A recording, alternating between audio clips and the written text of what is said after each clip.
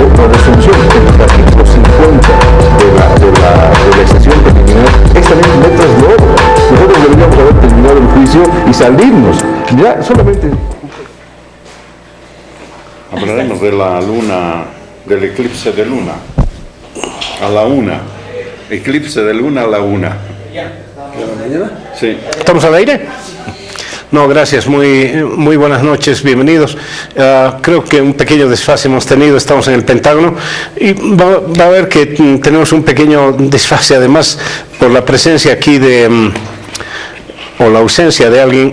Va a llegar en minutos nada más. Ante todo, quiero dar la bienvenida al obispo Rolando Villena. ¿Cómo estás, Rolando? Qué gusto. ¿Cómo te va? Qué gusto de tenerte acá. ¿Todo bien? Todo bien, gracias. Sí. Vengo una silla vacía. En segundos nada más va a estar Waldo Albarracín, que es el rector de la universidad, y como Rolando Villena, ex defensor del pueblo. Waldo Albarracín, entiendo que del 2003 al 2010... Rolando, hazme recuerdo, del 2010 al 2016. Correcto. ¿Sí? 6 años, sí. 6 años son, ¿no? Titular. Está con nosotros Francesco Cerati. Gracias. Saludo. Un saludo, Mary. ¿Qué tal, Mario? ¿Todo bien? Bien. ¿Todo bien?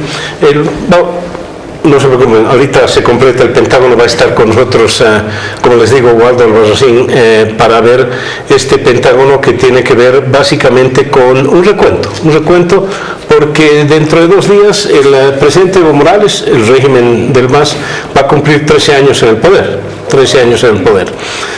Se han batido récords, muchos récords se han batido en esta oportunidad. Permanencia de un presidente más tiempo en la historia de Bolivia, en cualquier circunstancia, porque el doctor Paz tenía ese récord hasta hace poco, hasta agosto del año pasado, pero en 4 periodos distintos.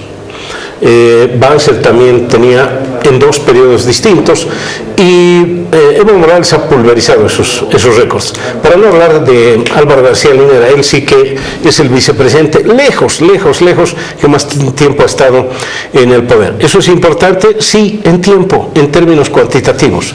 En términos cualitativos, de eso vamos a hablar a continuación. Si el 22 de enero del 2006 tiene algo que ver con este 22 de enero que en un par de días vamos a recordarlo, seguramente con gran pompa, a tal punto gran pompa que es feriado. Es feriado, es el Día del Estado Plurinacional que vamos a recordar, aunque para mañana, el 21, hay movilizaciones contra la postulación de Evo Morales. Así que para una introducción de esta naturaleza voy a recurrir a Rolando Villena, que ha sido defensor del pueblo, como les decía, para que nos diga cómo ha percibido rápidamente aquel 22 de enero del 2006 con este 22 de enero en este instante. Ya lo veo a don Waldo Albarracín, así que sin mayor protocolo lo voy a invitar. Pero vamos, Rolando, dale. Bueno, en el primer momento, 2006, había muchísima expectativa y una imagen de que estaba el pueblo boliviano a través de todo lo que sucedía en condiciones de esperar una nueva etapa en la vida política, en la clase política. Perdón, Rolando, quiero dar la bienvenida a Waldo Albarracín. Sí, sin mayor protocolo. Ya sabes cómo es esto. Rector, ¿cómo te va? Hola. Ya está, bien, ya está con nosotros. Gracias, Waldo, por venir. Bueno, decíamos que en esa época había tanta expectativa que estaba en duro cuestionamiento histórico, pero tras largas peleas, y hay que recordar la guerra del agua, la guerra del gas, y evidentemente las condiciones materiales del desgaste de la democracia, particularmente de la sociedad política, habían llegado a extremos. La gente estaba cansada de tener gobiernos que efectivamente estaban en una suerte de recambio y eran siempre los mismos, ¿no?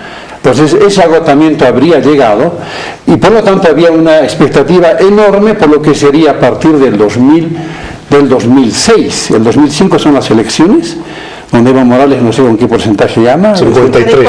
53, altísimo, y empieza evidentemente con un apoyo masivo, importante de la población. Y claro, y a estas alturas uno dice que se ha avanzado, digamos, porque con con lo que es este año, el 2019, enero del 2019, hay una diferencia enorme, ¿no? Porque es el mismo gobierno que se mantuvo en el poder. Tú bien lo señalabas en la parte de la introducción, Mario, que es el gobierno que ha batido récord, o sea, ¿no es cierto? Claro, y esto queda en la gente como, sí, evidentemente, claro, se generan tantos sueños cumplidos en parte, porque lo simbólico antes de pronto encuentra un escenario propicio como para que un primer presidente indígena, primer presidente aymara, esté en el poder. Pero nadie había pensado de que iba a quedarse 13 años, ¿no? 13 años que a partir de los 10 ya el agotamiento y el desgaste interno de este gobernante llegó a niveles prácticamente insostenibles, porque evidentemente, como decíamos en la carta o en el encuentro que tuvimos en Santa Cruz, estamos frente a un quiebre del sistema democrático. Y culmina con este gobierno precisamente ese quiebre, porque lamentablemente los partidos de la oposición dejaron de ser una oposición. Había además, y se vio, una guerra sin cuartel contra los partidos políticos tradicionales, incluso contra los sindicatos, ¿no es cierto? Claro, habrían razones, sin duda, pero la manera de gobernar y ese estilo autoritario es lo que ha cansado a la gente, porque nosotros pensábamos, y todos los bolivianos, cifrando esta esperanza en Evo Morales, que las cosas iban a encaminarse bien. Evo Morales había dicho que iba a ser el mejor presidente de la historia de Bolivia, y que si había un muerto, él iba a renunciar. Entonces, cuando yo dejé la Defensoría del Pueblo en calidad de defensor, teníamos 96 muertos. Estamos hablando del 2016, mayo. Entonces ahora pasan los 100. Y las cosas, la gente está naturalizando, eso es lo grave, ¿no es cierto? Están naturalizando la violencia, como que, bueno, tenemos un presidente como nunca, y la gente desde su subjetividad podría decir, pero es la primera vez que tenemos un presidente indígena, y se le ha dado el cheque en blanco, ¿no? Entonces, darle el cheque en blanco para que tenga tantísimo poder y desinstitucionalice el Estado al extremo que no queda ya ahora, ni siquiera el mismo Tribunal Supremo Electoral es una garantía para las elecciones. Era lo único que teníamos, más o menos con los problemas que se dieron, pero de todas maneras este año 2019, y después de 3 años de haber votado y haber ganado el 21F para decir que no se va a revisar la Constitución Política del Estado, no a la reelección indefinida de Evo Morales por ser ilegal, estamos a los 3 años de esta resistencia, y no hay motivos para celebrar estos 13 años, posiblemente para el MAS estén ya preparándose para una gran fiesta, y por otra parte habrá movilizaciones, resistencia de parte de la gente que definitivamente cree que no hay razones de fondo como para decir sí, vale la pena celebrar estos 13 años de vida política. Bien, quien era defensor del pueblo en eso que podríamos llamar la dramática transición que ocurrió en 2003 y después de 2006 era Waldo Albarracín, que era defensor del pueblo. Waldo, buenas noches, gracias por venir. Buenas noches, un saludo cariñoso para todos ustedes. Lo que mencionas, Rolando, prácticamente es lo que ha ido evaluando el pueblo en todos estos años. Nosotros partimos del criterio, y digo nosotros porque de alguna manera todo este tiempo hemos estado actuando a nombre de un conjunto de instituciones aglutinadas en CONADE y que intentan reflejar el pensamiento ciudadano, por eso utilizo un término plural. Pero asumimos que hay un vínculo indisoluble entre respeto al Estado de Derecho y voluntad soberana de un pueblo. El gran mérito de cualquier gobierno es, yo creo que es mérito si ese gobernante elección tras elección sale favorecido por la confianza ciudadana, ¿por qué vamos a satanizarlo? Es algo más bien positivo. Pero cuando digo la vinculación indisoluble entre Estado de Derecho y voluntad soberana de un pueblo, es ahí que el gobierno, el MAS específicamente, ha visto que para perpetuarse en el poder ven como requisito, entre comillas, o como mecanismo, el rompimiento del Estado de Derecho. ¿Y qué significa eso, para no hablar muy en difícil? Concreto, el hecho de que Álvaro García y Evo Morales, estando conscientes de que no pueden ni deben postular porque se los prohíbe la Constitución, texto que fue promovido por el propio gobierno a través de la Asamblea Constituyente, estando conscientes de esa prohibición, insisten en permanecer, aunque ya anteriormente habían logrado manipulaciones a través del propio Tribunal Constitucional para una interpretación forzada, ¿no es cierto?, de una postulación. Bien, pero cuando vieron que eso podía generarles un cuestionamiento ciudadano, dijeron: iremos por el camino de la decisión ciudadana, le consultaremos al pueblo. Y antes del referéndum decían: ¿qué miedo le tiene al referéndum? Que lo diga el pueblo, si podemos o no podemos postular. Porque muchos nos opusimos, o sea, en términos de opinión ciudadana, nos opusimos. Y la respuesta de ellos era: ¿cuál es el miedo a la voluntad del pueblo? Muy bien, días antes de esa votación del referéndum, me refiero, el presidente y el vicepresidente a voz en cuello mencionaban: un voto va a definir. Si el pueblo decide que no se modifica la Constitución, nosotros no vamos a postular. Lo dijeron. Esto es importante. Lo que te dice la autoridad es un acto de buena fe, de fe pública, si tú quieres. Y el pueblo te cree. Pero no solo los dos políticos que menciono, sino que el principal organismo encargado de llevar adelante un proceso electoral, Tribunal Supremo Electoral, que hacía referencia Rolando, con sus spots, obviamente spots oficiales, pagados por el Estado, le dijeron al ciudadano: si gana el no, Evo Morales y Álvaro García no deben ni pueden postular. Si gana el sí, tienen todo el derecho de hacerlo y nosotros vamos a hacer respetar. Así lo dijeron, están en los spots, ¿no es cierto?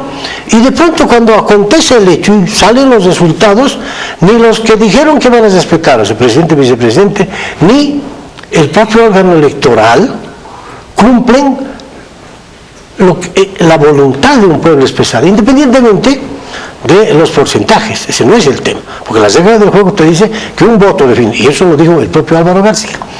Entonces, a eso me voy. No se trata acá de estar el tiempo que tú quieras. Para eso son las reglas de juego, que es parte de la esencia de una democracia. Y algo más, la constitución política del Estado en un sistema democrático es como el cerebro en un vehículo. Si te roban el cerebro de tu vehículo no puede caminar. Acá está aconteciendo lo mismo, porque desde las propias esferas de poder están anulando la vigencia de la Constitución y por tanto la democracia queda absolutamente inviable. Por eso es que dijimos, parecía esto una especulación, pero cuando dijimos antes de la decisión del Tribunal Supremo Electoral, si el 4 de diciembre el Tribunal Supremo habilita al señor Evo Morales y Álvaro García contra la Constitución, contra el referéndum, es el momento en que estamos empezando a vivir una dictadura. Ahora, muchos piensan que este concepto de dictadura es un término exagerado. Lo que pasa es que en estos tiempos, en siglo XXI, ya no existen las dictaduras devotas, aquellas donde los tanques estaban en las calles, los militares allanaban tu domicilio, etcétera, y habían las fosas comunes para enterrar a los muertos, a los desaparecidos. Esa dictadura de la década de los 70, parte del 80, al estilo Pinochet, Banzer, Stroessner, claro que no existe.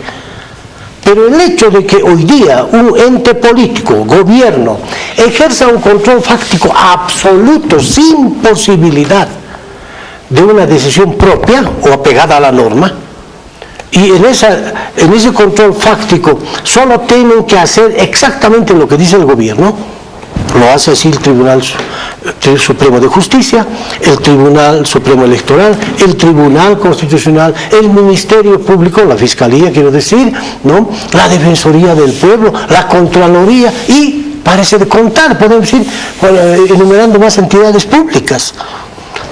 Entonces, ese control fáctico absoluto ya de anulación total del equilibrio de poderes, de la independencia, en fin, genera algo que es peligroso ya, por eso hablo ya de dictadura. Es que cuando Juan Pérez, ciudadano común o dirigente o opositor, lo que sea, tiene la valentía, la audacia de criticar a las autoridades, si para el gobierno Juan Pérez es peligroso, no hay ningún problema en meterlo a la cárcel. Es decir, la judicialización de las acciones contestatarias de la sociedad civil, la criminalización de la protesta social, y podemos señalar varios ejemplos, los compatriotas de Achacachi, el señor dirigente de los cocaleros de los Yungas, que está preso sin haber cometido un delito. Es más, miren, está la indignación que sentimos. Es que en presencia nuestra estaba doña Amparito, presidenta de la Asamblea de Derechos Humanos, mi persona y otros ciudadanos, dando un respaldo moral al señor Franklin Gutiérrez en su audiencia. No nos correspondía ni siquiera intervenir porque no somos parte.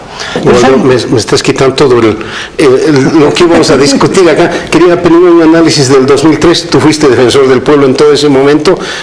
Vamos al análisis en unos segunditos. Ya. Déjame escuchar lo que dice Mary Francesco. ¿Ya? Adelante, claro. Bueno, disculpas, en todo caso. Lo que pasa es que es mejor un intercambio, digamos, más fluido, digamos, para que el programa fluya más, ¿no? Página 7 va a sacar mañana un informe en el que hace un análisis sobre el discurso que dio el presidente Evo Morales el año 2006. Y en ese discurso se han encontrado 10 cosas que el presidente ha prometido y que no ha podido cumplir. Esas 10 cosas son las siguientes. 1, acabar con la discriminación. 2, acabar con el Estado colonial. 3, no bloquear las leyes. No usar el rodillo parlamentario. Garantizar la autonomía. Industrializar el país, acabar con la corrupción, 0 narcotráfico, austeridad sobre todo y gobernar obedeciendo al pueblo.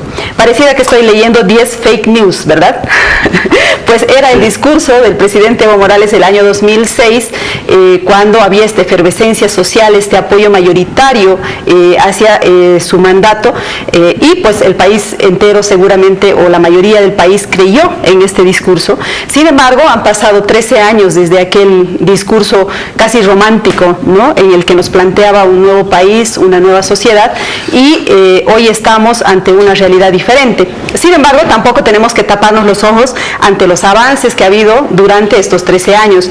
Por ejemplo, esos avances tienen que ver con el tema económico, con la estabilidad económica, pese a que los analistas económicos insisten que tiene que ver más con los precios de las materias primas a nivel internacional que con una gestión gubernamental o un modelo económico aplicado por el gobierno. También ha habido avances en el área social, se ha reducido la pobreza, ha aumentado la clase media, se ha reducido el desempleo, pero no lo suficiente y no de manera sostenida, de tal manera que esos indicadores en el último tiempo han empezado otra vez a retroceder. Un último informe de la CEPAL, por ejemplo, indica que en el tema de la pobreza, Bolivia es uno de los países que menos ha reducido en el último año, es decir, en el último año de análisis, que es entre 2016 y 2017. Eso significa que este paso de los pobres a la clase media ha sido pues una medida interesante, sin embargo, un efecto interesante, digamos, del crecimiento económico, de la redistribución, pero también esta nueva clase media ha sido vulnerable y probablemente poco a poco pueda ir regresando a sus niveles de pobreza. Yo he hecho un pequeño ejercicio, espero no estar equivocada, en base a 2 noticias que han salido los últimos días. Uno, un informe también de página 7 indica que desde el año 2014 se han destinado 117 millones de dólares para el funcionamiento del avión presidencial. Es decir, solo para el funcionamiento, ¿no? Entonces, estamos hablando realmente de una cifra grande. La pregunta es cuántas incubadoras hubiéramos podido comprar con el funcionamiento del avión presidencial. ¿Qué moneda estás usando ahí? Creo que es bolivianos, ¿no? Tiene que ser bolivianos, ¿no? Ya, yo preferiría que la cifra la dejemos así un momento para preguntarnos cuántas incubadoras. He averiguado también en internet cuánto costaría. Dice que hay incubadoras que cuestan desde $600 hasta $60,000. Entonces los precios son absolutamente variables. Habrá que hacer una división para saber cuántas exactamente se podía haber comprado. En todo caso, lo que quiero decir con esta comparación es que ha habido más recursos, ha habido bonanza evidentemente, pero el asunto está en las prioridades. ¿Cuáles son las prioridades que se han tomado para la distribución de esos recursos? Evidentemente se han distribuido bonos que han llegado a la gente más pobre, a la gente de escasos recursos, pero también se ha producido un despilfarro de los recursos públicos a través, por ejemplo, del programa Bolivia Cambia o Cumple y a través de las compras que tienen que ver con la imagen del presidente, por ejemplo, el Palacio Presidencial, por ejemplo, el Museo de Tiwanaku, por ejemplo, el Museo de Orinoca, por ejemplo, el avión presidencial, etcétera, etcétera. Y en medio de eso tenemos temas centrales todavía que están pendientes. Por ejemplo, el tema de la salud. Ahora mismo estamos con un debate muy profundo. ¿Por qué? Porque se quiere aplicar un seguro universal para la salud, pero resulta que el sistema no soporta ni siquiera a los actuales usuarios, como soportaría a todos los demás usuarios que luego van a entrar gratuitamente a utilizar este sistema.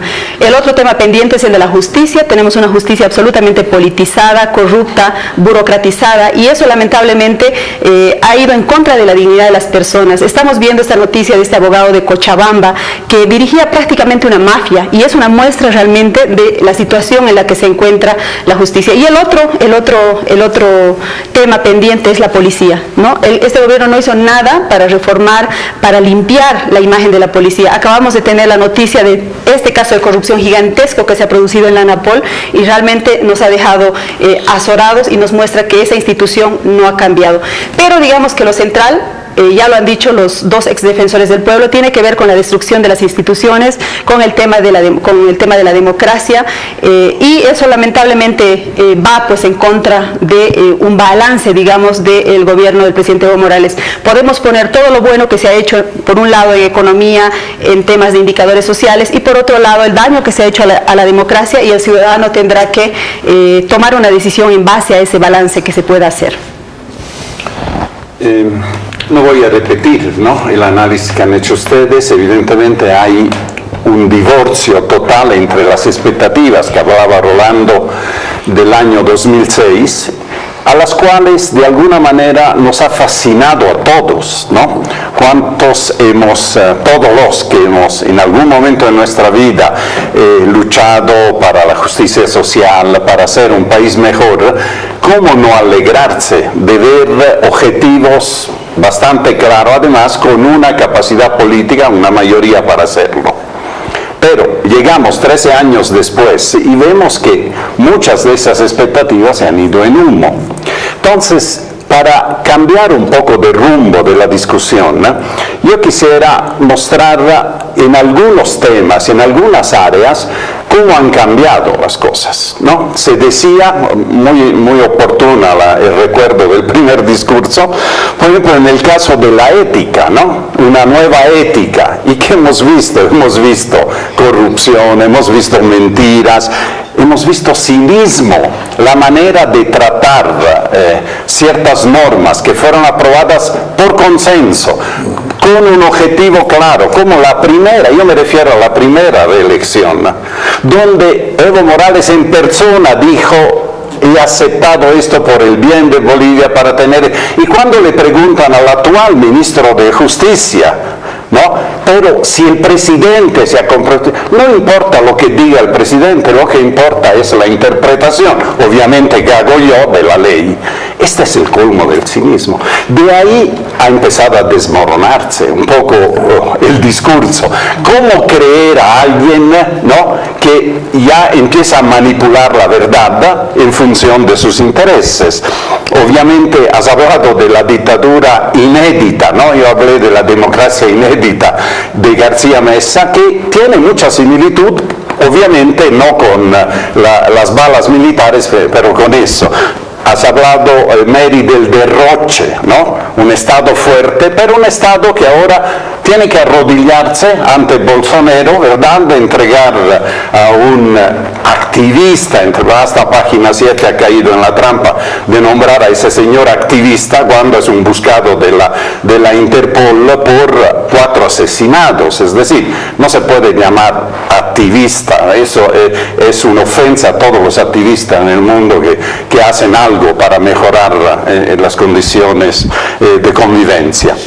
Pero hay un punto que me interesa, aprovechando la presencia de los dos defensores, es cómo ha tratado las instituciones, la desinstitucionalización del país.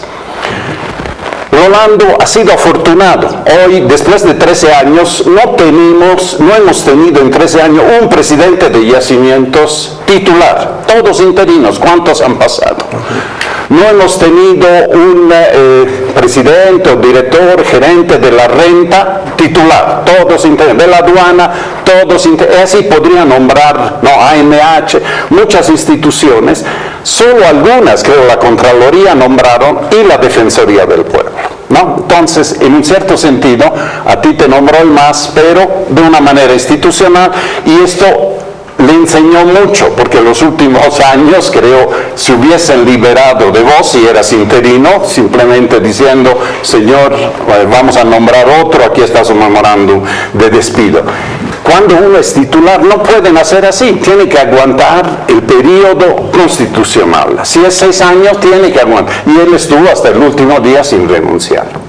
Entonces, habiendo sido nombrado por el MAS y habiendo durado los 6 años, yo te pregunto, Rolando, esta diferencia entre el 2006 y el 2013 es una metamorfosis, es decir, un cambio del MAS, o es simplemente, como hemos discutido muchas veces, un quitarse caretas. Es decir, nos han engañado en el 2006 poniéndose la careta de indigenista, de ambientalista, de internacionalista, qué sé yo, de revolucionario, de éticos, de soberanos, de pro exportación, y después, poco a poco, de demócratas, ¿no? Se han ido quitando, o ha sido una transformación, una metamorfosis dictada por, evidentemente, lucha interna o lucha de poder. Tú que has vivido adentro, porque has colaborado al comienzo, por eso te han nombrado, además por tus méritos, era una persona de confianza para él, pero al final ya te fuiste tirando la puerta. ¿Qué notaste? ¿Qué era? ¿Notaste las máscaras que se caían o notaste una transformación real, una metamorfosis de lo que eran inicialmente? Eran buenos, se volvieron monstruos. Bien, es una pregunta muy amplia, así que si me permiten, por favor, estoy en un momento para ir a corte. Vamos, luego los mensajes, vamos a escuchar la respuesta, no solo de Rolando, también de Waldo Albarracín. Espérenos un par de minutitos nada más.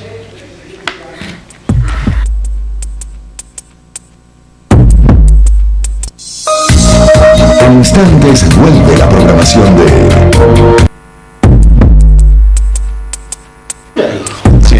Gracias, estamos nuevamente en el Pentágono. Le había hecho una pregunta Francesco Zarati a Rolando Villena. A ver, dale, Rolando. Bueno, el desencanto fue desde un inicio, en realidad, con el informe que presentamos cuando se dio una intervención violenta de la policía en septiembre, agosto del 2010 en Caranavi. Pero un problema interno del MAS, que bien pudieron haber resuelto en 2x3, digamos. Dejaron que el conflicto crezca. Yo me reuní con el Sacha y bueno, el Sacha dice, no te preocupes, yo estoy yendo a Buenos Aires y esto lo vamos a manejar bien. Entonces, imagínense ustedes, a meses de ser defensor del pueblo, eso de construir las destrezas para que desde el poder puedas defender los derechos humanos era un reto inmenso.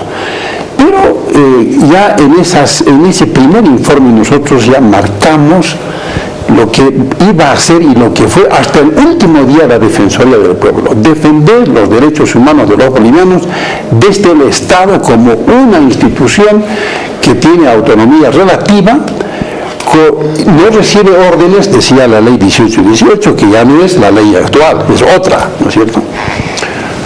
Y el desencanto y frustración fue permanente. El punto culminante fue el informe del 2012, Chaparina. En esa oportunidad me reuní, el jefe de gabinete de mi despacho, con el jefe de gabinete estaba Sacha, con su jefe de gabinete. Yo le decía a Sacha, estoy viajando a a Caracas para un encuentro de defensores. Muy bien, tú debes comprometerte que no va a haber intervención, porque hay mucho problema, es una marcha pacífica, yo puedo garantizar que los compañeros no están llevando, pero ni siquiera piedras, nada, es la gente más indefensa, pero por otra parte con su convicción. No te preocupes, no va a haber nada. Pasaron los 4 o 5 días y se da la intervención justamente un domingo en Chaparina, específicamente en Limoncito. Entonces, represión contra los indígenas, una represión pero brutal, la separación de madres de sus hijos, las mujeres huyendo al monte. Era una cosa pero indignante. Y en esa ocasión me hicieron una entrevista. Yo estuve con mucha rabia porque la fe de un dignatario de Estado tiene que ser una fe, es decir, el compromiso es asegurar lo que uno está diciendo y cumplirlo. Eso no se fue, digamos, desgastando todos los argumentos que tenía ya desde el 2007, incluso ya desde el 2010, cuando se aprueba la Constitución Política del Estado. Pero estos informes generaron siempre situación de Estado. Y yo había dicho a Sacha Laurenti, ¿no es cierto? Y eso lo dije en un canal internacional, que esto va contra un pueblo indefenso y este Estado es Estado plurinacional. Este es el primer y tremendo desencanto y bronca, indignación. ¿Cómo puede un gobierno, a título de cambiar el Estado, que somos un Estado plurinacional, cuya esencia son los pueblos indígenas, ir en contra de los pueblos indígenas? Y de esa manera. Y de la manera como lo han hecho. Entonces yo dije, Sacha Laurenti, en vez de estar, porque fue después de eso, claro, fue honrado con ministro, embajador plenipotenciario ante la OEA, o no, ante Naciones Unidas. Yo dije, Sacha tiene que volver aquí y rendir cuentas a la justicia, porque él con su teoría de ruptura de mano no nos va a engañar. Es decir, aquí hubo una intencionalidad de la represión, había la instrucción de reprimir. ¿Para qué? Para sentar precedente. Yo le había hecho una nota al presidente, le dije, hermano, todavía le decía, hermano presidente, no apruebe, porque ya estaba viniéndose encima una nueva norma, para, bueno, que todo el problema de los indígenas simplemente quede, como que vamos a ver qué sucede. Si usted aprueba esa ley, va a acabar enfrentando a los pueblos indígenas entre sí. No lo haga. Nunca escuchó Evo Morales. Evo Morales siempre se escucha a sí mismo. Entonces, esto fue, digamos, ya han habido después otros informes en esa misma línea, el problema de la policía. Recordarán con el caso de Olorio, fue otra cosa, pero de terror. Fue torturado. Y este policía ha muerto en instalaciones de la policía, pero brutalmente torturado. Entonces, la pérdida de autoridad y haberse despojado el régimen actual de todo esto, que yo nunca he visto metamorfosis en él, sino más bien se han mostrado como son nomás, porque yo creo que... Sí, máscaras, y sí, se han ido desnudando, evidentemente, tal cual son. Un apego, tal vez podría decir, un amor desmedido, descontrolado por el poder, ¿no? Y quedarse en el poder con supuesto mandato cuasi mesiánico. Y ahí tenemos un régimen que acaba siendo autócrata, porque todo lo que se hace es para rendir pleitesías a don Evo Morales. ¡Ayma! Y evidentemente el partido de gobierno, que es una partidocracia, ¿qué tiene que ver eso con la democracia? Cuando tenemos una ley, la última ley que ha sido proyectada por el Tribunal Supremo Electoral, que ellos deberían haberla defendido, no la defendieron y se dejaron embaucar. Le cambiaron todo, le vaciaron de contenido. Entonces, estas cosas, y hay muchas más que no quisiera extenderme, pero evidentemente... Lo que podríamos ver, Waldo, ¿tú ves un punto de quiebre o ves un proceso que ha ido en deterioro? Yo creo que en un principio, ya lo han dicho acá, hubo una intención altruista en los propósitos por los que se estaba gobernando. Pero fue mucho más fuerte el envilecimiento en el poder, la embriaguez del poder, que empezó a generar algo que probablemente nadie pensaba, ¿no? Casi pretender convertir al Estado en una especie de monarquía medieval. ¿Por qué hago esa comparación? Porque en esas épocas el rey era todo, hasta el nombre del Estado llevaba el nombre del rey, ¿no es verdad? El rey era dueño de la administración de justicia, de las Fuerzas Armadas, de todos los poderes. Entonces estaba por sobre el bien y el mal. Y ese es el error que se ha cometido en la organización política llamada MAS. Es decir, que han puesto por sobre todo los intereses la figura de Evo Morales. Si pudieran ellos cambiarle de nombre a Bolivia y ponerle Evolandia, no sé, ¿no? Lo harían. Pero eso no es un problema simplemente de subordinación, sino que la periferia que rodea a Evo también tiene su cuota de poder, y una cuota de poder muy fuerte. Y ellos cada uno saben, desde el vicepresidente pasando por sus ministros, sus allegados más cercanos, sabe que la mejor manera de mantener, o si es posible incrementar su espacio de poder dentro del propio Estado, es obviamente priorizando la imagen de Evo. Pueden pelearse entre ellos, pero Evo es el rey. Entonces, y lo dicen públicamente, ustedes no han notado que hay una especie de competencia entre los ministros para ver quién alaba más a Evo Morales. Ahora, si tú lo analizas objetivamente, tratando de abstraerse, de salir de una situación antagónica con él, vamos a hacer un esfuerzo de mirar desde afuera. Es difícil a estas alturas, pero es importante hacerlo. A ver, antes de que él sea presidente de este país, ¿cuál era el mérito de Evo Morales en favor de Bolivia? Menciónenme uno, independientemente de su mera labor sindical de defensa de su derecho propio, que es la de su cato de coca. Bien, pero ustedes lo apoyaban, ¿no? No, está bien. Sí, estamos rodeados de dos desencantados, entonces. No, es que no es un tema más que de desencanto, es un tema que era nuestro deber, no más que apoyarlo, defenderlo. Así es. Yo lo he defendido cuando estaba en la Asamblea de Derechos Humanos, he interpuesto acciones constitucionales. Pero políticamente también es respaldado, ¿o no? No, en realidad podemos, no sé cuál, si yo quiero suponer que Rolando como ciudadano ha debido votar a... Sí, yo lo he dicho también. Ana María igual. Claro, era la troika mediadora por entonces. Claro. Ana María termina como senadora, miembro del proceso, ¿verdad? Defensora de Evo y todo. Sacha, ya lo han dicho, no voy a repetir más. Waldo es el único que de alguna manera se ha zafado. Pero el tema es, hermano. Perdóname, solo para ver, ¿tú has sido presidente de Derechos Humanos? Claro. Y tú también. 12 años. Tú también, ¿no?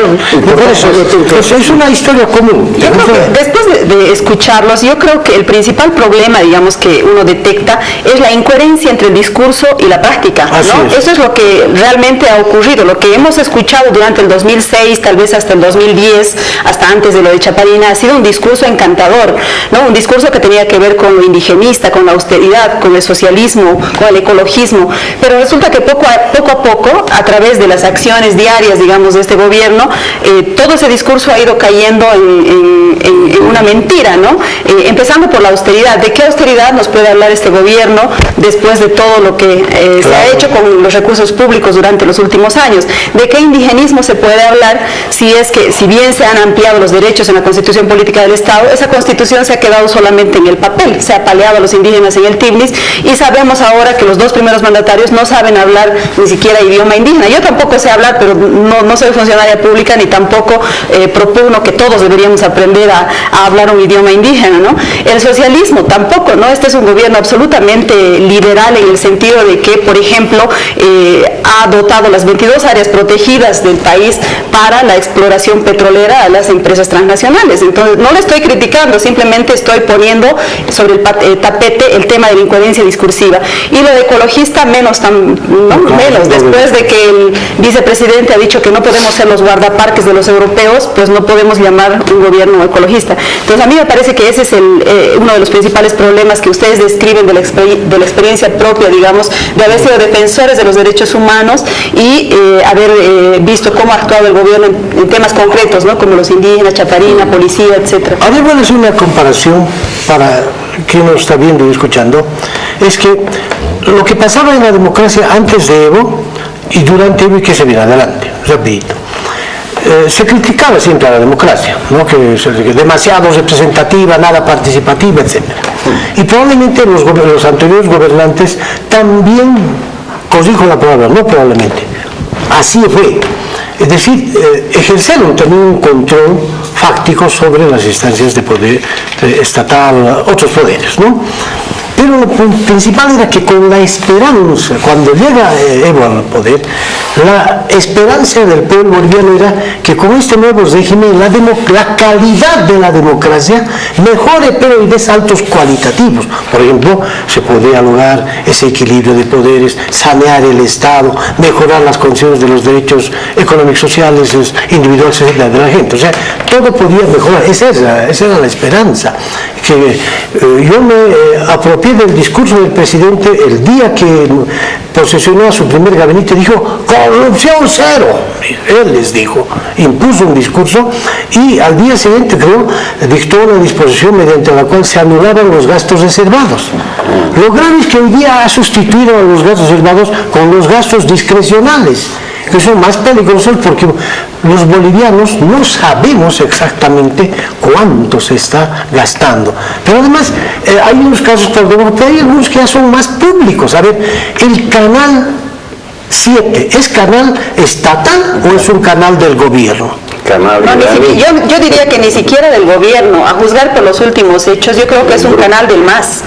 Es decir, todas las transmisiones de campaña del presidente Evo Morales se transmiten gratuitamente por el canal estatal, a no ser que nos mostraran la factura de que realmente el MAS ha pagado por esas transmisiones, cosa que no sucede. En materia penal se llama conducta antieconómica, uso indebido de recursos del Estado, porque ese medio de difusión y la propia radio es del Estado, no es del gobierno, menos del partido. En este instante, y claro, parece que Waldo Albarracín, siendo rector de la universidad, también es propietario del canal. No, en este programa, este programa es la segunda vez. ¿Cuánto tiempo ya estamos acá? ¿3 años? Debe ser.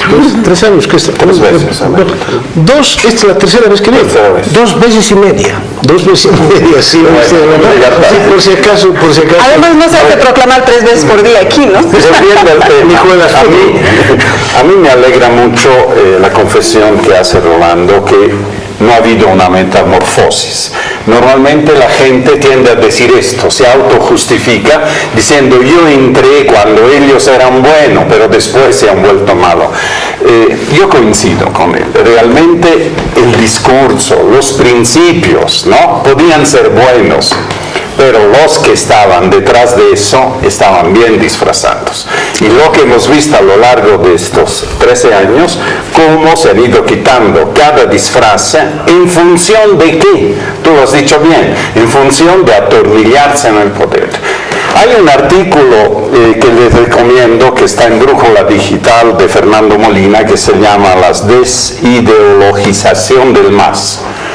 Es un artículo teórico donde muestra que todas las revoluciones, como la francesa, han empezado contra la aristocracia y han terminado con un emperador que ponía a su hermano de rey de Nápoles y de España.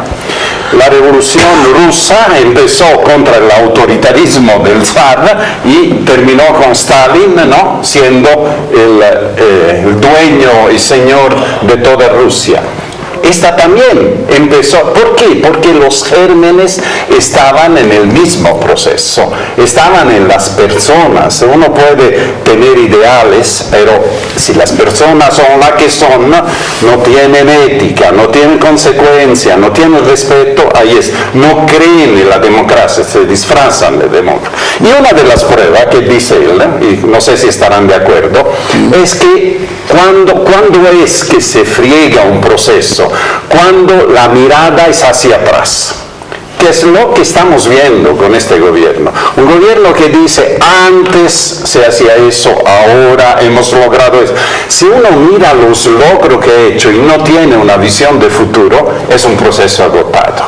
Es un proceso agotado porque no ha perdido el impulso. Lo único que queda es el pragmatismo, ¿no?, de hacer cualquier cosa, de llamar Bolsonaro hermano. Yo no me atrevería a llamarlo hermano, tal vez si fuera de su misma religión, de su misma secta, ¿no?, en otro sentido.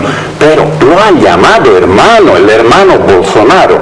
Y esto tiene evidentemente una explicación. Hay un parentesco en la conducta fascistoide, pues. Por eso es. Por eso. Entonces, cuando vemos esta clase de fruto, esta clase de síntoma, donde todo lo que hay que mostrar ante la población es lo pasado, se gobierna con el espejo retrovisor. Uno dice, pero ustedes son así, pero antes han hecho esto. Ese informe de la privatización, de la capitalización, que son 2.700 hojas, que no sé si me voy a atrever, pero tendría mucho gusto de verlo para ver qué hay de nuevo. ¿O es simplemente la banderita del pasado que la vamos a plantar porque tenemos una elección, ¿no? Si todo eso está en función ya no de un proceso de transformación, sino simplemente de mantenerse en el poder, y lo que se mantienen dentro del proceso, porque saben que si se salen están afuera de todo lado. Ahora, yo me estoy preguntando, a ver si hacen un genuino esfuerzo. ¿Algo bueno? Algo bueno. ¿Algo bueno en el gobierno? A ver, lo bueno, si podemos llamar bueno, es que lo simbólico a nivel étnico. Este es un tema muy interesante que hay que hacer mucha reflexión. En el caso nuestro, el tema es un tema pendiente, ¿no? Como América Latina, como países con alto componente indígena, ¿no? Yo me acuerdo una vez cuando un chico que estaba en la casa haciendo su cuartel acá, ¿no? Tuve el privilegio para él de, bueno, estaba en el colegio militar. Me dice, don Rolando, el Evo es del color de mi piel, tiene el mismo pelo mío. ¿Sabes? Nunca habías pensado que íbamos a tener un presidente así. Siento orgullo. La apropiación, ¿no? Claro, es decir, la apropiación de lo étnico, ¿no? Estoy en el poder a través de él. Claro, exactamente, es otro componente de la democracia. Pero, ¿dónde está el grave problema? Porque en la democracia comunitaria, aquí, dicen ellos, y a mí me han dicho en varias ocasiones, cuando estaba de defensor del pueblo, y antes también por mi trabajo en la iglesia y todo, cada vez que alguien quiere quedarse en un solo cargo en la comunidad, nosotros no le permitimos porque es rotativo. Claro. Y si tiene pretensiones de quedarse en el poder, lo sacamos igual. ¿Pero por qué? Pero yo le digo, pero por ahí hace bien, ¿por qué no le dan la cosa? ¿Para que sea 2 años, 4 años? ¡No! Se enojan. Porque se hacen mañudos. Se hacen mañudos y saben cómo tienen que mantenerse en el poder. Entonces yo me quedé con eso, dije, claro, ese conocimiento de la democracia comunitaria, ¿dónde encaja en esta democracia? No se la toma en cuenta en nada. Pero en todo caso le pedí un esfuerzo Rolando. Pero digamos en lo simbólico, Mario, en lo simbólico. Pero también pero eso del simbolismo tiene su correlativo, su elemento correlativo con los gringos, ¿no? Los gringos hablaban más o menos de lo mismo con los dictadores. They are son of a bitch, but they are our son of a bitch. Decían, ¿no? Son unos malos tipos, pero son nuestros. Pero también ha habido, que también ha habido un recambio de las élites, ¿no? Lo que pasa es que este país ha sido siempre gobernado por los mismos rostros, por los mismos partidos. Los 20 años de democracia, digamos, después de la recuperación de la democracia, han sido más o menos así, ¿no? O sea, ha sido una alternancia, pero no una alternancia, digamos que de élites diferentes, sino entre las mismas élites. Entonces yo creo que este proceso ha traído unas nuevas élites que yo creo que era necesario hacer ese recambio. Y eso también ha llegado con una nueva élite económica, es decir, no solamente ya la riqueza está concentrada en estas élites que también tenían el poder, sino también en las élites, por ejemplo, aymaras, qué sé yo, que ahora ostentan el poder económico. Y por otro lado también está el manejo económico moderado, conservador se podría decir. O sea, hay que agradecer al gobierno del presidente Evo Morales que no haya aplicado el socialismo como ha prometido y que no haya aplicado el modelo plural que tanto propagandiza el ministro Arce, el exministro Arce, sino que ha aplicado el modelo neoliberal de una manera conservadora, de tal manera que se han podido mantener una macroeconomía, digamos que dentro de las normas que piden los organismos internacionales y que ha permitido tener una estabilidad económica durante estos años. Por eso yo mencionaría esas tres cosas. Y si me permite, solo para terminar, quiero, los periodistas tenemos una fama bien ganada de ser malos en matemáticas y traté de hacer un ejercicio al principio, no lo terminé, pero ahora lo quiero terminar. ¿Por qué? Porque los 177 millones de bolivianos que se han gastado en funcionamiento del avión presidencial equivalen a 25 millones de dólares, y si se dividen entre 60.000 dólares, que sería el precio de la incubadora más cara que existe, entonces hubieran comprado 416 incubadoras para el país y no hubiera pasado lo que ha pasado en Guarnes estos días. Pero no se viaja con una incubadora, Mary. Sí. Solo quería poner el ejemplo para mostrar cuáles han sido las prioridades y la manera de distribuir los recursos en el país. Para decirte, son bien serios aquí en el canal, te diré, y me están diciendo de algo añadido los 40 millones de dólares del costo del avión. Claro. Y simplemente lo que preguntabas, creo que es importante remarcar la composición de las instancias de poder étnica, ha cambiado cualitativamente. Las minorías sociales, ¿no?, eran mayorías políticas en instancias de poder, y las mayorías sociales siempre fueron minorías, y hasta lunarcitos, ¿no es verdad? En el Parlamento lo tenías a un indígena, en fin. Eso ha cambiado. Y tienes que reconocer, es parte de un proceso, no es mérito exclusivo del MAS, es parte de un proceso de inclusión natural en la medida que desde el 52, ¿verdad? Y creo que en esa medida también este es un aspecto positivo, pero reitero, en el balance general el MAS está generando frustración nacional. Francesco. Nada más. He dicho lo que tenía que decir. Bien, Rolando, no sabes cuánto agradezco haber venido al Pentágono, Waldo. Y gracias, Mary, gracias a ustedes por habernos seguido. Será hasta el próximo domingo. Es la primera vez que